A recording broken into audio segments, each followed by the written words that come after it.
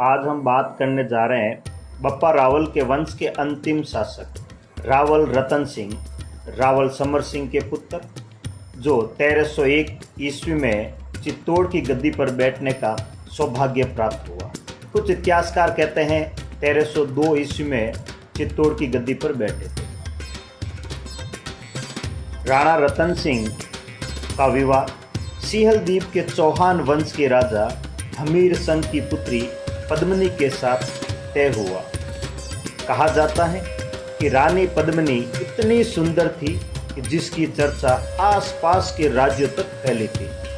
भट्ट ग्रंथ तथा मलिक मोहम्मद जायसी के प्रसिद्ध महाकाव्य पद्मावत में लिखा है, अलाउद्दीन खिलजी का आक्रमण रानी पद्मिनी की सुंदरता के कारण ही हुआ है। लेकिन कुछ इतिहासकार ये भी मानते हैं कि इसका प्रमुख कारण अलाउद्दीन खिलजी का साम्राज्य विस्तार भी हो सकता है तथा व्यापारिक उपयोगिता भी हो सकती है, क्योंकि गुजरात, मालवा, मध्य प्रदेश, संयुक्त प्रांत, सिंध आदि के व्यापारिक मार्ग चित्तौड़ होकर ही गुजरते थे। इतिहासकारों का मानना है राणा रतन सिंह का शासनकाल मात्र 1 वर्ष तक ही रहा। अलाउद्दीन खिलजी के आक्रमण का विवरण अमीर खुसरो के ग्रंथ तारीख़े अलाई में मिलता है। अलाउद्दीन खिलजी 28 जनवरी 1303 को चित्तौड़ के लिए दिल्ली से रवाना होते हैं। दिल्ली से रवाना होने के कुछ दिनों बाद अलाउद्दीन खिलजी की सेना चित्तौड़ के परकोटे के बाहर आ जाती है, लेकिन वह उस परकोटे को चीर नहीं पाती है, चित्तौड़ के किले को विजय नहीं कर पाती है।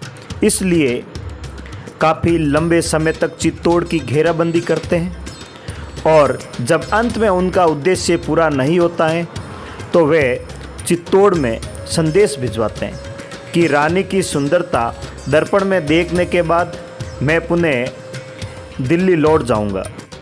जब ये संदेश वहाँ पर उपस्थित सामंतों ने सुना तो उनका खून खौलने लगा और उनकी तलवारें म्यान से बाहर निकलकर अलाउद्दीन की सेना पर आक्रमण करने के लिए तैयार हो गई।